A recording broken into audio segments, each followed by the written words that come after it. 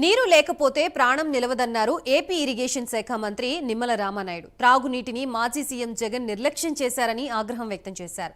Pattiseema project నుంచి కృష్ణా డెల్టాకు మంత్రి రామానాయుడు నీరు విడుదల చేశారు. ఈ సందర్భంగా మంత్రి రామానాయుడు మాట్లాడుతూ ఏపీ విభజన వల్ల వచ్చిన నష్టం కంటే జగన్ పాలన వల్ల ఇరిగేషన్కు వచ్చిన నష్టం ఎక్కువని చెప్పారు. సాగునీటికి తాగునీటికి చంద్రబాబు ప్రభుత్వం ప్రాధాన్యత ఇస్తుందని తెలిపారు.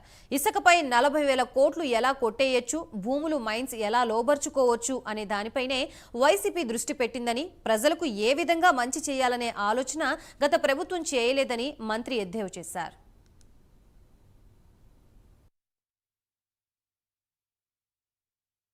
మనం ప్రాణాలను నిలుపుకోవడానికి కొన్ని రోజులు తిండి లేకపోయినా బ్రతకగలమేమో కానీ త్రాగడానికి మంచినీళ్ళు లేకపోతే కొన్ని గంటలు కూడా మనం బ్రతకలేనటువంటి పరిస్థితి. అటువంటి అత్యంత అవసరమైనటువంటి తాగునీరుని నిర్లక్ష్యం చేసినటువంటి వ్యక్తి ఎవరైనా ఈ ప్రపంచంలో ఉన్నాడని అంటే అది ఒక్క నాటి ముఖ్యమంత్రి జగన్మోహన్ రెడ్డి. ఎందుకు నేను ఈ మాట చెప్తూ ఉన్నానంటే, ఈవేళ ఏదైతే ఉన్నటువంటి ఆయకట్టు ఏదైతే ఉందో వాటర్ మేనేజ్మెంట్ పర్ఫెక్ట్గా చేసుకుని ఆ ఉన్నటువంటి ఆయకట్టుకి సక్రమంగా మనం నీరు అందించినట్లయితే అక్కడ ఒక సంపదను సృష్టించగలిగేటువంటి అవకాశం. అదేవిధంగా ఏదైతే కొత్త ఆయకట్టు కూడా మన ఏదైతే ఇరిగేషన్ ప్రాజెక్టులు కానీ రిజర్వాయర్స్ కానీ డెవలప్ చేసుకుని ఆ కొత్త ఆయకట్టు కూడా సాగునీరు అందించడం ద్వారా అక్కడ కూడా సంపదను సృష్టించుకోవడం. ఏ వ్యవస్థ అయినా సరే రెగ్యులర్గా ప్రతి సంవత్సరం మెయింటెనెన్స్ అనే పనులు చేపట్టకపోతే రాబోయే సంవత్సరాల్లో నష్టం వస్తుందనే అవగాహన లేని ప్రభుత్వం మూలంగా చిన్న వర్షాలు వచ్చినా కూడా పంటలు మునిగిపోయి కొట్టుకుపోయే పరిస్థితులు గత 4-5 సంవత్సరాలు కూడా చూస్తున్నామని చెప్పేసి మనం చేస్తాను. వ్యవసాయానికి ఇరిగేషన్ సిస్టమ్ ఎంత ముఖ్యమో అదేవిధంగా డ్రైనేజ్ వ్యవస్థ కూడా అంతే ముఖ్యం.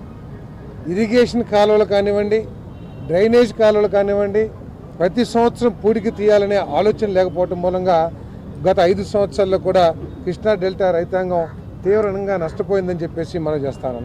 సాగునీరు కాదు కదా, తాగునీరు లేక గొంతెండిపోతున్నటువంటి ప్రజలకి దాహార్తి, అలాగే వ్యవసాయ పనుల కోసం ఈరోజు ప్రకాశం బ్యారేజ్ దగ్గర ఉన్నటువంటి ఈస్టర్న్ కాలువకి, అదే వెస్టర్న్ కాలువకి కూడా గౌరవ ముఖ్యమంత్రి వర్యులు నారా చంద్రబాబు నాయుడు గారికి, అలాగే మరి ఇరిగేషన్ శాఖ మంత్రులు నిమ్మల రామానాయుడు గారికి ప్రత్యేకంగా ధన్యవాదాలు తెలియజేస్తా ఉన్నాం. ఎందుకంటే గత ప్రభుత్వం చేసినటువంటి నిర్లక్ష్యం కారణంగా ఇప్పుడే రామానాయుడు గారు చెప్పారు, ఏదైతే పులిచింతల్లో 30 టీఎంసీ నీరు ఉండాలంటే 0.5 టీఎంసీ కన్నా కూడా తక్కువ నీరు ఉందంటే ఇవాళ దీనికి బాధ్యత ఎవరిది? ఇతర రాష్ట్రాల్లో అనేక ఆనకట్టలు రావటం, దాంతో కృష్ణానదిలో నీటి లభ్యత తగ్గిపోయిన పరిస్థితులు. ఆ పరిస్థితుల్లో కృష్ణానది మీద ఆధారపడి మన రైతాంగం ముందుకెళ్లే స్థితి లేని పరిస్థితిని గమనించి ఆనాడు ముఖ్యమంత్రిగా యుద్ధ ప్రాతిపదిక మీద పట్టిసీమ నిర్మాణం చేయించి గోదావరి నీటిని కృష్ణా నదికి తరలించిన ఘనత నారా చంద్రబాబు గారు. ఇందా పెద్దలు